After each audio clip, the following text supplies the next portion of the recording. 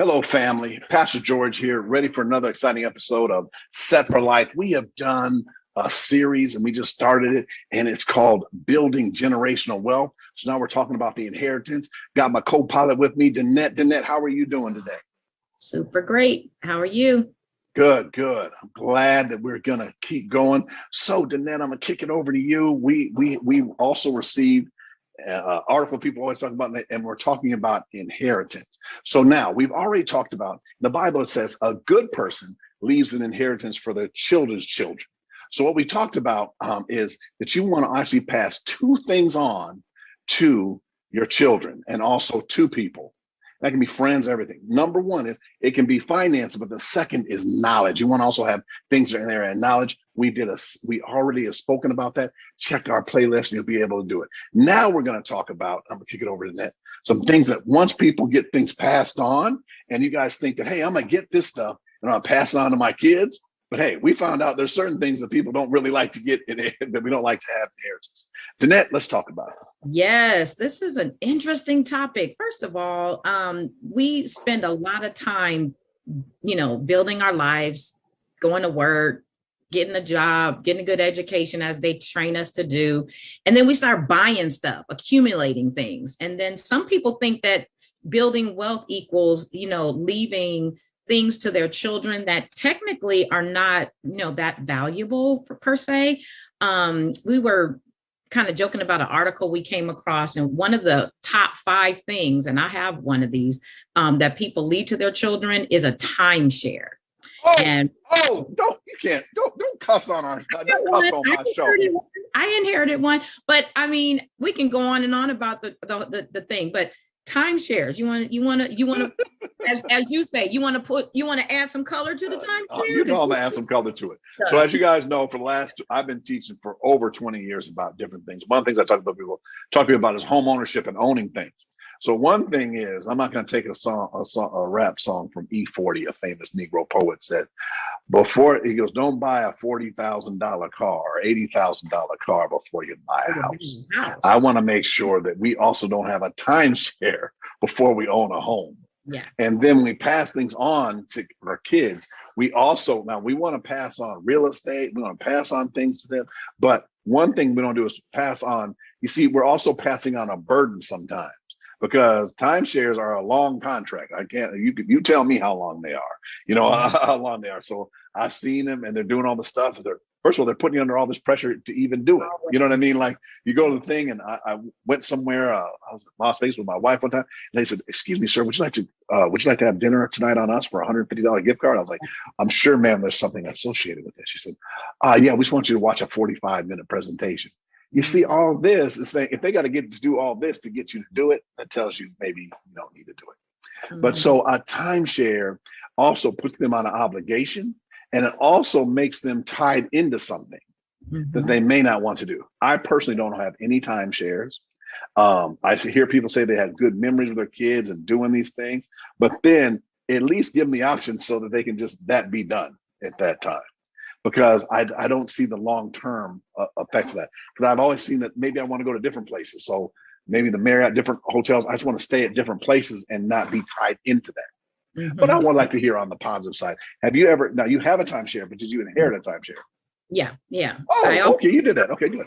I also inherited, and here's what you're talking about. You inherit the dues that you have to pay, and you inherit the maintenance fees, right? So those are the deal. Now you can go anywhere, and the resorts are beautiful and they're nice, and so if you plan it out right, they could work. It's not that they don't necessarily work, but what I don't like about them, and usually when I do go, I have to tell them straight up, I don't want to sit it, because even after you're getting the invitation to listen to a presentation without owning.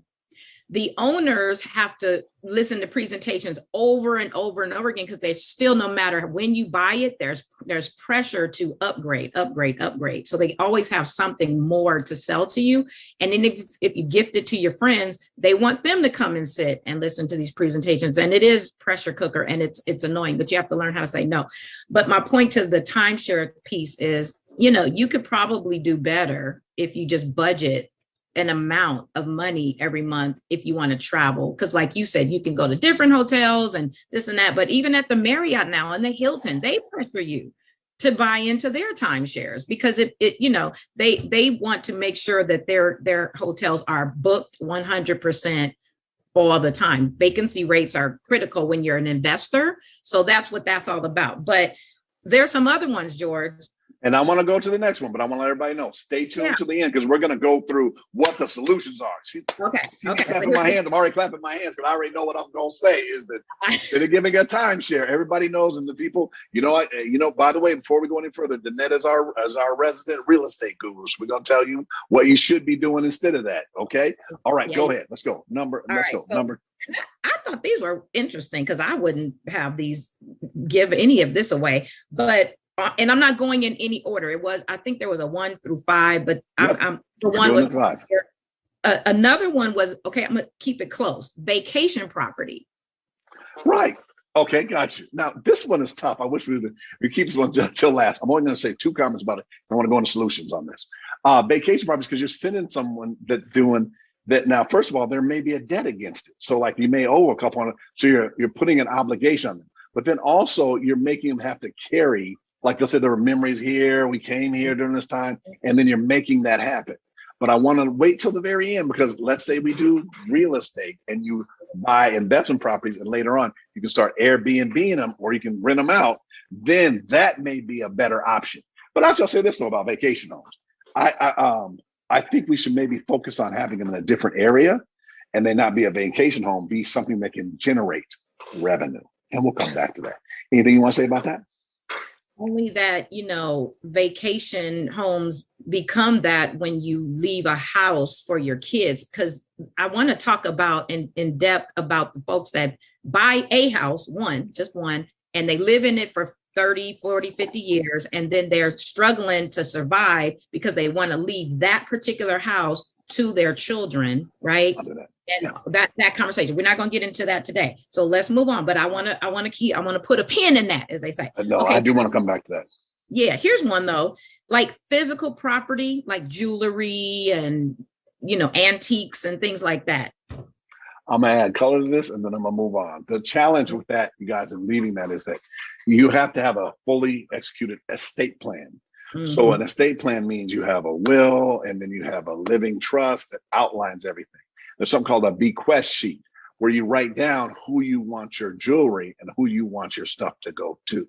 Mm-hmm. And you say, well, Pastor George, why are you telling us this? Because this jewelry, number one, unfortunately, gets either taken by people that it was never intended for them to have. And this is the number one area of sandbox fighting. I have at funerals, this is the number one area. And we had this even in ours. So when your relative or mother or something is sitting on the people that are taking care of her, the people coming else, they're looking at that jewelry. And then when they say they're helping her with stuff, they're looking at that jewelry. I have been to funerals, had to break up fights where the people were wearing the jewelry of the person. And then when their family came into town, they're like, ain't that mom? Ain't that grandmother? And then how'd she get it? And then they took that as payment for them helping you. This stuff needs to be handled a certain way. Or if you're doing it, it just needs to be organized. Like saying like, I want this dress or I want this to go to this person. It needs to be written out because that after the repast, the fights in the houses need to stop. I'm gonna leave it there. Okay. Period with a capital. Okay, so then along those lines, like collectible stamps and gold coins, what should we? So these are the things. This is the thing. This up and down market. Like now you're seeing it. There's shortages of change everywhere. All the things are happening where some of these can be valuable. But then this goes. Remember, I told you guys if you didn't watch the other tape, I talked about knowing knowledge one, and then the second is finances. Like if they are collectible, have someone that you've explained it to prior, like now. That so they're clear, like, hey, I have these I collect $2 bills. I expect this to happen. Or I'm doing this. I expect this to happen. Then I got to put up a second finger. Make sure you're diversified. You're not only doing coins, but then maybe you're doing other things. Because there are people that are doing that with, you'd be surprised now, Danette. I have clients that are saying things like they're doing football cards, and doing the stuff. Now with all this cryptocurrency stuff, now with all these other things, there's so many coins, there's so many things. There needs to be what's called a plan.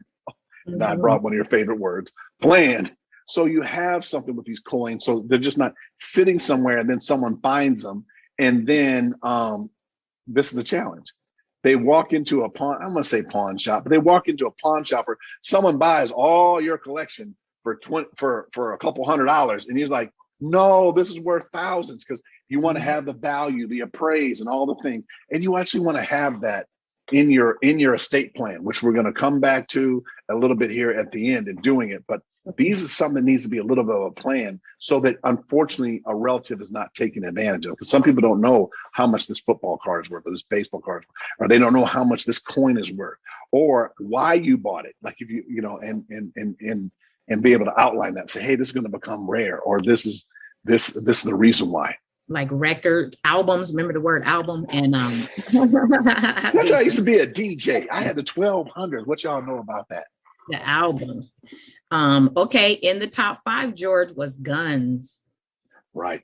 Also, you guys, and I just say this one because again, we're just saying this for this reason. This is that now there's regulations and stuff with the guns and different things like this. So this kind of goes back to our plan and doing this, is that decide who you're going to give them to. Make sure this person is a person that is licensed, knows how to utilize these weapons, and knows weapons, and then that also it's safe, and that you guys understand you guys don't give out guns without a gun safe. There needs to be a safe to put them, because they may have children, and you also let's just say there are certain, let's just talk barbecue here, and I'm going to leave it alone. There are some relatives that you would want to give a gun, give something to, and there's some relatives you wouldn't want to get. People that short fuses, or there may be some issues to it that would. I'm trying to be politically correct in saying this. That just make sure you're giving these things to the right people, and it's just not random, and or it's not written in, and then the people just take them. So are guns something to collect because they're collector's items? Do they appreciate and value? I'm not a gun buff, so I don't know. So let me just say it. Let me say it this way. I think you're very familiar with, and then there were a lot of pictures that came out. When the pandemic first hit, remember that when you couldn't get toilet paper? You understand the lines they had to get guns? Oh, well, yeah. So the lines to get them. So number one, there are certain guns that are difficult to get, and that some people may have. And then there's people that are actually like gun collectors that have certain guns. So they have different values. But see, this is the thing. It's kind of complicated. And then let's do it this way. Let's say someone lives in a certain state and you can carry those type of weapons, assault, right? You know what I mean? And then there's certain states you can't. There's something the right to carry. There's a lot of laws that are involved. And you just want to make sure that happens. And that also people have to take a test in order to have them. And there's just certain things. And then let's say someone lives in, I'm just using Mississippi because where a lot of families from.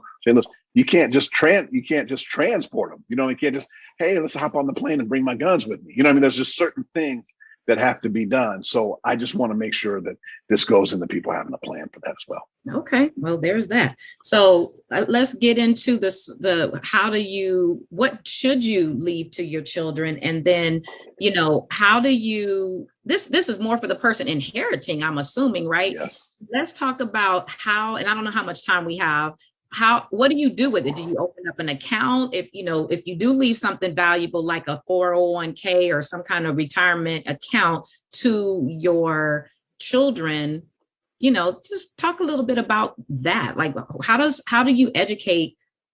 And I know the answer to this, but how do you educate, people that are trying to prepare this plan to leave to their children? What should people? The reason why Danette knows this is that we actually have something. We have a very defined process on this, and it's called a family financial plan. I'm going to repeat it 3 times: family financial plan, family financial plan. And what you need to have is a kitchen table. What, Danette? Conversation. Okay. You know what? This is the first time we've spoken. Okay, gotcha. So it's called a kitchen table conversation. I would like for you to have one with someone up, and then also someone, I'm saying beneath you, but someone younger than you. So like you should be talking to your parents and your grandparents that are alive, and then ask them certain questions. Do you have a will? do you have a living trust? So what you're doing is you're asking them estate plan questions. Then you can also send us an email or a text. We have something called a peace of mind checklist. See that, Danette? So anyway, peace of mind checklist, make sure you have all the information. So you say things like, hey, did you serve, like this question you ask, hey, did you serve in the military? Did you just, because they would be involved in certain things that would be in the funeral. You guys aren't doing this. So there's something called a DD-T 14. You know, DD 14. Yes. So you want to first of all just have a conversation.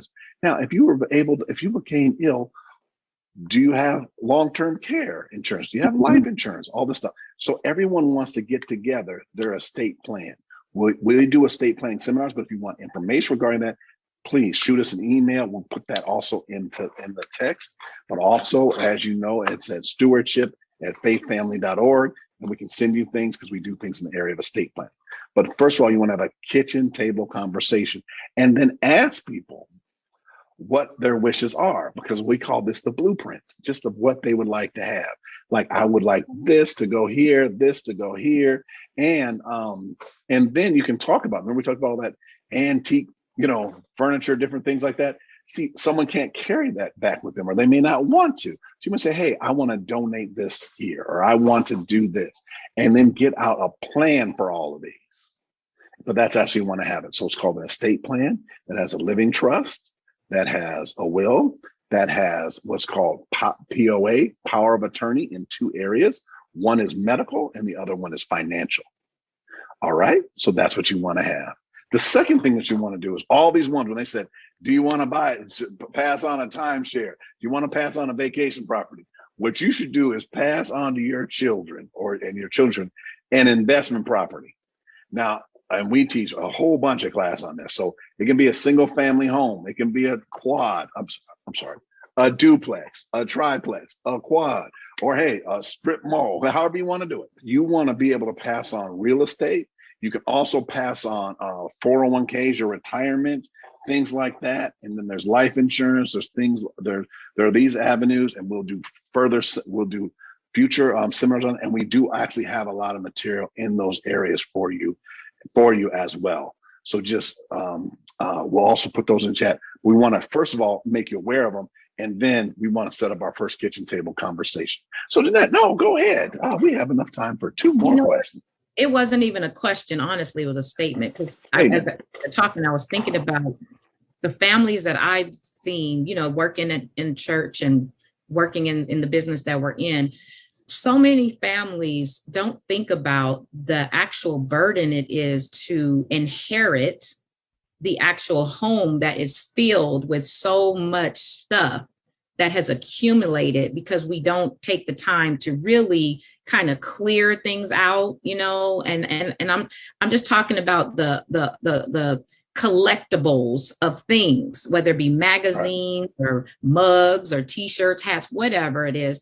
That's really a hard thing to go through all those things after someone passes. But relative to what you're saying, that's when people start rummaging through and start going through, finding the valuable things that you really wanted to leave to particular people. Those things should be placed somewhere. And that's what that peace of mind checklist helps people with, right? So, I just wanted you to kind of dig a little deeper on the peace of mind checklist, like what. Yeah, that's imperative. Thank you, Danette. So I'm going to bring that up one more time.